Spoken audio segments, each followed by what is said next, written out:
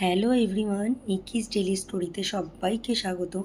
তোমরা সবাই কেমন আছো? আশা করি ভালো আছো। সবাইকে গুড মর্নিং। তো সকালবেলা ফ্রেশ হয়ে বাইরে হাঁটাহাঁটি করেছি, সেটা রোজ দিনের মতন ক্যাপচার করিনি ক্যামেরায়। তো মা আর আমি মিলে চাটা খেয়ে নিচ্ছি। সকালে জলখাবারে মা বানিয়েছিল চিড়ের চিলা। রেসিপিটা অন্য এক সময় তোমাদের সাথে শেয়ার করে দেবো। তো সকালে জলখাবারটা বেশ ভালোই খেলাম। হঠাৎই দেখি বিস্কুট আর আইসক্রিম আমাদের যেটার মধ্যে জামাকাপড় স্টোর করে রাখা হয় সেটার মধ্যে বসে ওরা ঘুমাচ্ছে। এরপর চলে এসেছি রান্নাঘরে। রান্নাঘরে এসেই দুপুরের জন্য সব কিছু রান্না করে নিচ্ছি। মটর ডাল করব ডাঁটা আর উচ্ছে দিয়ে, আর ভোলা মাছের ঝাল করব। তো ওইদিকে ডাল সিদ্ধ হয়ে গেছে, ভাতটাও হয়ে গেছে, আর এদিকে মাছগুলো আমি একটু কড়া করে ভেজে নিচ্ছি। কারণ ভোলা মাছটা একটু গন্ধ লাগে, তো একটু কড়া করে না ভাজলে ভালো লাগে না খেতে। তারপরে যেহেতু ভোলা মাছের ঝাল করব, তো মাছগুলো একটু কড়া কড়া করে ভেজে দেখো তুলে রেখে দিলাম।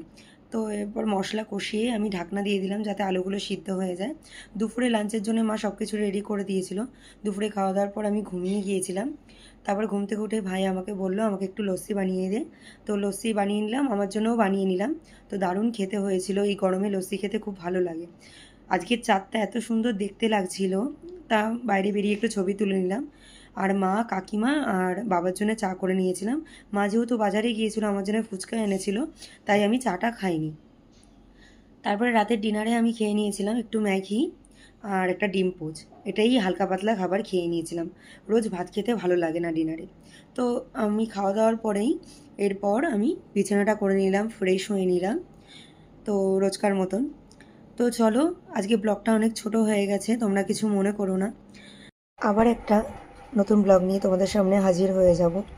তো আমার ভিডিওগুলো কেমন লাগছে অবশ্যই তোমরা কমেন্ট করে জানিও। কমেন্ট না করলে বুঝতে পারবো না যে ভিডিওগুলো তোমাদের ভালো লাগছে না খারাপ লাগছে। তো এই ছোটো ছোটো ব্লগগুলো তোমাদের সামনে নিয়ে ধরছি রেগুলার। তো চলো আজকে এই পর্যন্ত, টাটা, গুড নাইট সবাইকে। তোমরা সবাই ভালো থেকো, সুস্থ থেকো, আর আমার পাশে থেকো।